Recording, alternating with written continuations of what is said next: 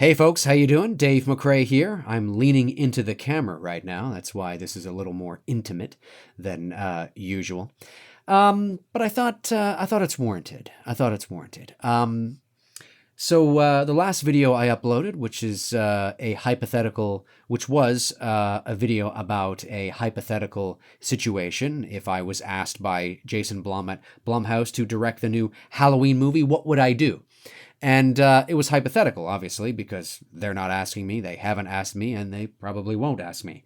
And I gave you two scenarios, and you can watch that video for the scenarios that I think they should do. And it's generated quite the response. I love it. I love it when my videos generate response, good and bad. I love it when people come out of the woodwork that are commenting that I haven't seen comment in a while. I love people who come out of the woodwork and say, that's awesome. I agree with you. I love those who come out of the woodwork and say, I don't agree with you. I think that's shit. That's great stuff because that's what I want for my channel. That's what I want. I want the debate to be on fire in the comment section under my videos. It's kind of boring when nobody's talking and I spend all this time and energy, talking and nobody's talking. But there is a couple of things that I want to say, and this is really important.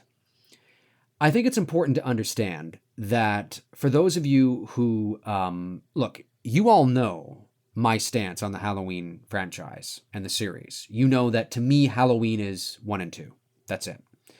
You know that I am a huge proponent of the absence of character and the absence of motive, which is the only reason why I am cautiously optimistic about this new Halloween film. I don't know if I've come out and said that in so many words, but you can sort of read between the lines and understand that that's kind of what I mean when I say that I'm cautiously optimistic.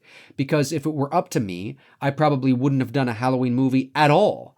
But my last video, it was a hypothetical scenario that, okay, well, if you're going to make the movie with or without me, here's what I think you should do. Because I want there to be the best probability of success. I either think you make it a sequel to Halloween 2, set in present day, or you remake it. And a lot of people didn't like that. We're not fucking remaking this movie. I don't want to remake it. No, I agree with you 100%. But I think that's an option. Because I think the probability exists that you could remake Halloween for today's audiences and make it really good. Really awesome. You may not agree with me, but I think you can. But that leads me into the whole point of this intimate video. I think it's important that we all understand. There was something that I said in my last video where I talked about the hypothetical scenario with me and Jason Blum, where I just briefly touched on, I briefly said the words in some sort of sentence. I said that Michael Myers, the character of Michael Myers has a shelf life. And I briefly talked about that. I think it bears repeating because I think that's important. At the end of the day, ladies and gentlemen, I think it's important that we understand that the character of Michael Myers, the character that John Carpenter gave birth to, the character that I really love. Now, you may not agree with me. Maybe your Michael Myers is the one from Resurrection. I don't know. But for me, Michael Myers is John Carpenter's Halloween. I think it's important to understand that at the end of the day, if we don't want the fucking shit show that we've had over the last 25 years, if we don't want the runaround that we've had over the last 25 years, I think it's important that we understand that the character of Michael Myers is not like Jason Voorhees. The character of Michael Myers is not like Freddy Krueger. The character of Michael Myers has a shelf life. He always was intended to have a shelf life. Well, actually, funny enough, his shelf life wasn't supposed to sort of meet any demise. You were just not supposed to know, right? And as you know, I've said this a million times that John Carpenter never wanted to do a Halloween 2. Halloween 1 was it. That was it. That was the whole, kit and caboodle, as they say. I mean, Halloween, the original Halloween was, as I've mentioned 1,000 times, supposed to be this Hitchcockian Twilight Zone campfire ghost story. And the end of the movie was that he fell off the balcony and that was it. That's it. He just goes off into the, and what does Laurie say? Was that the boogeyman? As a matter of fact, it was, and that, so it was the boogeyman. And he looks over and he's gone. He is the boogeyman. He's gone. And that was supposed to be it. And the reason why Carpenter killed him in Halloween 2 was because he knew that Michael had a shelf life. He didn't want it to go on and on and on and on and on. When I talked about the potentiality of moving the Halloween series into an anthology series, that seemed to spark a lot of controversy as well. But I think people mistook my enthusiasm when I expressed the potentiality of that as meaning that that's exactly what I think they should do. And I think if you're new to my channel, you might sort of get that impression. If you're not new to my channel and you understand that I'm a very expressive guy, I'm a very theatrical guy, and I'm very explosive when I speak, you know that I'm just expressing my excitement for ideas. I'm not saying I would take the series that direction, but I'm saying the potential is there. It's there. Whether that's the right move or not, I don't know. But it's there. Personally, I think you should just end the fucking series. But that being said, I think what happens when people, when they listen to my videos, and I'm sure I'm not the only one that they do this with, is that they'll hear something they may not agree with, or they may not agree fully with, or they may not quite understand, oh, did he mean that when he said, and then that's all they think about. They don't tend to listen to everything I've said or read between the lines or really deconstruct what I'm trying to say. And I don't mean spend time analyzing. That's not what I mean, but really listening to what I'm saying. I never said that I think that's definitely what they should do.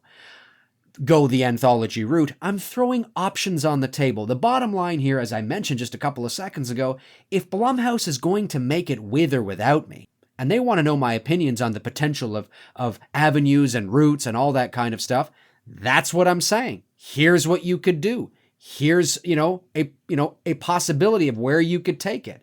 How you do that, when you do that, where you do that, I don't know. If it were up to me, okay, if they say, you're in charge of the entire series, you're the big boss, what would you do? I would say I would remake Halloween and I would leave it at that. That's what I would do. Or I might leave it for the potentiality of a sequel, getting rid of the brother-sister story arc because you don't need that, and maybe doing a follow-up, kind of like, obviously, what they're doing now. But I would leave it at that because Michael Myers has a shelf life. The only reason why the Halloween franchise and the series ended up sucking some serious shit, the only reason why any horror series really ends up sucking some serious shit, is because they all have shelf lives, some longer than others. Michael has the fastest shelf life. His expiry date is very quick, okay? Michael is, a loaf of bread. Okay, inside of a week, right? Where, Jason Voorhees and Freddy Krueger might be ice cream in your freezer. Do you know what I'm saying? It's important to understand this. And when you understand that, and you understand that Michael works best in one movie, maybe two, if you could extend it, maybe. Jason's different. Jason's literally supernatural. He can go on and on and on and on and on, but look what happened to him. Freddy Krueger is different. He can go on and on and on and on and on, but look what happened to him. So I think if you're somebody out there that doesn't want the fucking shit show that we've had over the last 25 years, if you're somebody that doesn't want Halloween movies to go on and on and on and on and on with shitty fucking stories, with preposterous scenarios, with Michael being shot 75 times, stabbed in the face, blown up, ripped apart, punched, beaten with metal pipes, and God knows what the fuck else. If you don't want that, if you have standards and you don't want that, then I would imagine you're somebody that understands that Michael Myers has a shelf life. And maybe you're somebody that wants quality over quantity. I would rather have one or two great Halloween Michael Myers films than one or two really good ones and 7 or 8 fucking shitholes. I don't want it. See, folks, you have to understand that if you do want those sequels, if you do want Michael Myers to live on forever with an abundance of sequels and stories and characters, you have to understand that the probability goes through the roof that they will suffer in quality.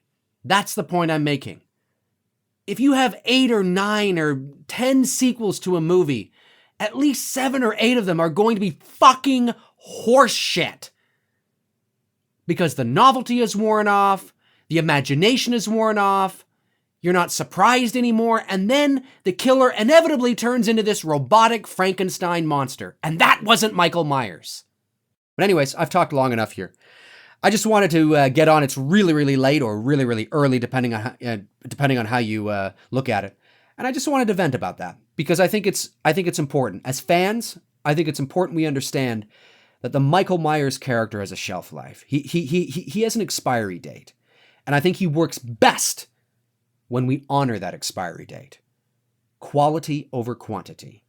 You may not feel that way, but then it's not personal. I don't mean anything personal by this, but then I question whether or not you really care about quality. Because I don't know, man. I mean, those movies are not good. It doesn't mean there's not some redeeming qualities in some of them. But yeah, if they're trying to avoid what Michael Myers became, he will have to have a shelf life. That's basically what I'm saying. Because if he doesn't have a shelf life, if they don't honor that, then he'll just become what they're trying to avoid again. My name's Dave McRae. Comment below and let me know. I'll talk to you guys soon. Good night.